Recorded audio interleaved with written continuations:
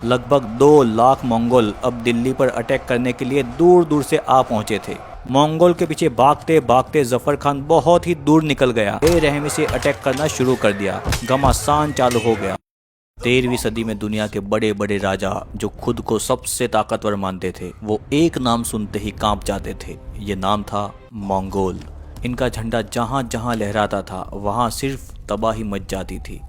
Mongol ने China को घुटनों पर ला दिया था, रशिया को उजाड़ दिया था, मिडल ईस्ट, पर्सिया, इराक और सीरिया को राख कर दिया था। पूरी दुनिया में हालात बहुत खराब थे। चंगेज खान की मौत के बाद उनके बेटे और पोतों ने उनके सपनों को आगे बढ़ाया। उनका एक ही रूल था, सरेंडर करो तो जिंदा रहोगे, नहीं तो तुम्हारे शहर में एक कुत्ता भी नहीं बचेगा। मंगोल ने अपने अटैक से दुनिया की लगभग 1.5% आबादी को खत्म कर दिया था। जहां वो लोग जाते वहां सिर्फ लूट मार, टैक्स कलेक्शन और लोगों को गुलाम बनाना उनका मकसद था, और जो लड़ते उनके शहरों को वो जलाकर राख कर देते थे। अब उनका नेक्स्ट टारगेट था दिल्ली। उनकी तूफान की तरह बढ़ती हुई आर्मी अब इंडिया के बॉर्डर पर आ पहुंची थी, लेकिन उनको ये पता नहीं था कि दिल्ली की गद्दी पर एक ऐसा सुल्तान बैठा है जो उन्हीं की तरह बेरहम और क्रूर है। इस सुल्तान का नाम है अलाउद्दीन खिलजी। जब 1296 के एंड में अलाउद्दीन खिलजी दिल्ली का सुल्तान बना तो उसने देखा कि उसके पास एक अनस्टेबल किंगडम है और सामने मंगोल का सबसे बड़ा खतरा। खिलजी ने डिसाइड किया कि वो मंगोल को उन्हीं की भाषा में जवाब देगा। 1298 की बात है। मंगोल लगभग 1 लाख की आर्मी लेकर दिल्ली के पास किले में कैंप लगा चुके थे। उनका कॉन्फिडेंस हाई था। उन्होंने सोचा था कि ये भी बाकी किंगडम की तरह जल्दी हार मान लेंगे, लेकिन खिलजी ने अपनी आर्मी का चार्ज अपने भाई उलुग खान और सबसे वफादार जनरल जफर खान को दिया था। ये दोनों अब युद्ध के मैदान में अपने सैनिक लेके पहुंच गए थे। खिलजी के सैनिक मंगोल के सैनिक से बहुत कम थे। दोनों आर्मी एक दूसरे के सामने खड़ी थी और खिलजी की आर्मी ने बहुत ही बेरहमी से अटैक करना शुरू कर दिया। घमासान चालू हो गया और खिलजी की आर्मी ने मंगोलों को बहुत ही बेरहमी से मारा। जंग इतनी भयानक थी कि मंगोल पूरी तरीके से टूट गए थे। कुछ तो जान बचाकर भाग गए, लेकिन खिलजी की आर्मी ने 20,000 मंगोलों को जिंदा पकड़ लिया था। बाद में खिलजी के ऑर्डर पर उन्हें मौत के घाट उतार दिया गया। ये मंगोल की एक बहुत बड़ी हार थी और इस जीत ने अलाउद्दीन खिलजी की मिलिट्री रेप्यूटेशन को आसमान में पहुंचा दिया था। पहली हार से मंगोल को एक बहुत बड़ा झटका लगा था, लेकिन वो भी अब प्लान बना के दिल्ली पर अटैक करने की तैयारी में लग गए थे। थोड़ी स्ट्रेटेजी बनाई और जो सबसे तेज और पावरफुल सैनिक थे वो दूसरे कमजोर सैनिकों को ट्रेनिंग देने लगे और सब कुछ सिखाने लगे। मंगोल अब मेंटली और फिजिकली रेडी हो चुके थे। अब आया साल 1299। मंगोल सेना ने दिल्ली की ओर कूच की, लेकिन इस बार उनका प्लान अलग था। वो सिंध के एरिया में गए और वहां उन्होंने एक इम्पोर्टेंट किले पर कब्जा कर लिया। उनका इरादा खिलजी की सेना को छोटे छोटे हमलों में उलझाकर कमजोर करना था, लेकिन इस बार भी उनका सामना उसी जफर खान से हुआ था। जफर खान को मंगोल की चालाकी समझ में आ गई थी। उसने बिना टाइम वेस्ट किए अपनी सेना के साथ सीधा किले पर हमला कर दिया। मंगोलों ने सोचा भी नहीं था कि कोई इतनी तेजी से पलटवार करेगा। जफर खान ने उन्हें फिर से बुरी तरह से हराया और फिर किले में से बाहर निकाल फेंका। इस युद्ध में बहुत सारे मंगोल मारे गए। हार ने मंगोल के मन में जफर खान का ऐसा खौफ बिठा दिया कि वो कभी नहीं भूल पाए। 2 बार मिली हार के बाद मंगोल सरदार दावा खान इतने गुस्से में आ गया था कि उसने दिल्ली को खत्म करने की कसम खा ली थी। उसने दूर दूर से मंगोल को इकट्ठा करना शुरू कर दिया। सबको दिल्ली पर अटैक करने के लिए फटाफट बुलावा भेज दिया। लगभग 2 लाख मंगोल अब दिल्ली पर अटैक करने के लिए दूर दूर से आ पहुंचे थे। दावा खान ने अपने बेटे कुतलुक ख्वाजा उसको 2 लाख घुड़सवारों की आर्मी लेके दिल्ली जाने का ऑर्डर दे दिया। मंगोल अब 2 लाख की आर्मी लेके धीरे धीरे इंडिया की ओर बढ़ रहे थे।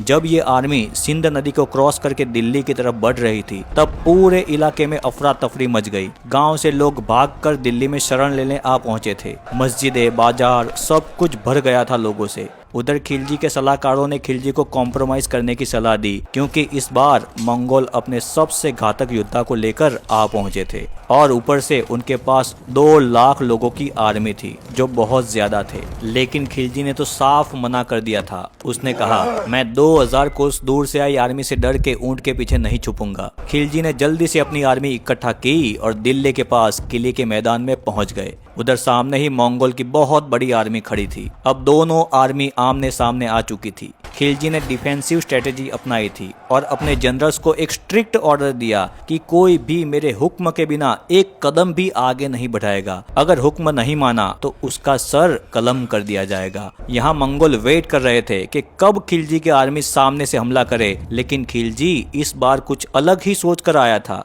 कई दिन तक दोनों आर्मी आमने सामने खड़ी रही। फिर एक अजीब चीज हुई। मंगोल की राइट साइड की टुकड़ी ने पीछे हटने का नाटक किया। ये देखकर जफर खान, जो पहले मंगोल को 2 बार हरा चुके थे, वो ओवर कॉन्फिडेंट हो गए। उसने सोचा कि ये मंगोल डर गए हैं। फिर वो खिलजी का ऑर्डर भूलकर उनके पीछे अटैक करने के लिए भागा। मंगोल के पीछे भागते भागते जफर खान बहुत ही दूर निकल गया। जफर खान की आर्मी ने लगभग 55 किलोमीटर तक मंगोलों का पीछा किया। इस पीछा करने के चक्कर में वो अपनी मेन आर्मी से अलग हो गया था। जैसे ही जफर खान अकेला हुआ, वैसे ही मंगोलों ने उन पर अटैक कर दिया। ये उनका पहले से ही प्लान था। जफर खान अब मुश्किल में था। सिर्फ कुछ ही सिपाही उनके पास थे। उसके पास अब पीछे हटने का ऑप्शन भी नहीं था। अगर वो वापस जाता तो खिलजी उसको मार देता। इसीलिए उसने डिसाइड किया कि वो लड़ेगा और उसने अटैक करना शुरू कर दिया।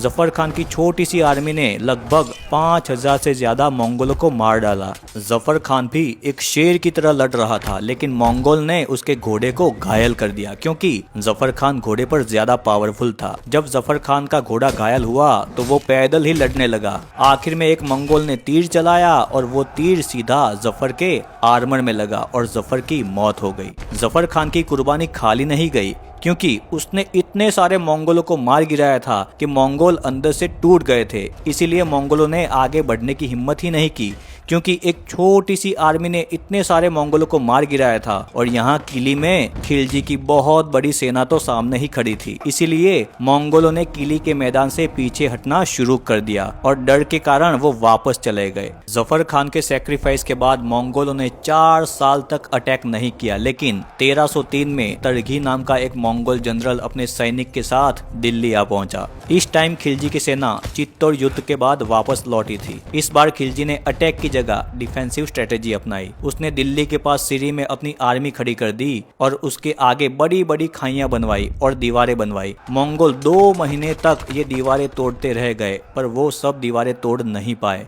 आखिर में थक कर और खाने पीने की कमी के कारण तरघी को वापस लौटना पड़ा। ये चौथी बार था जब मंगोलों को मुंह की खानी पड़ी थी। फिर आया 1306। मंगोलों के जनरल कुबक और इकबाल मंडा 50 से 60 हजार घुड़सवारों के साथ रेडी हुए और दिल्ली के लिए निकल गए।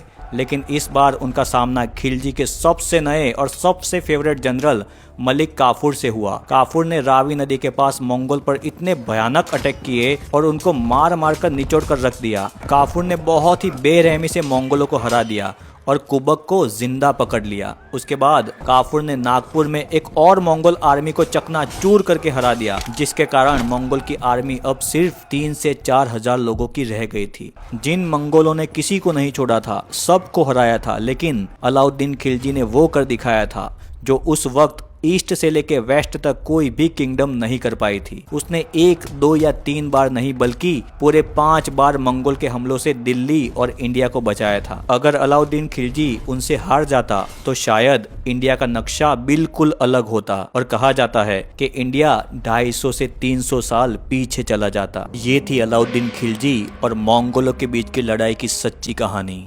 वीडियो अच्छा लगा हो तो वीडियो को लाइक करना, चैनल को सब्सक्राइब करना। Thank you.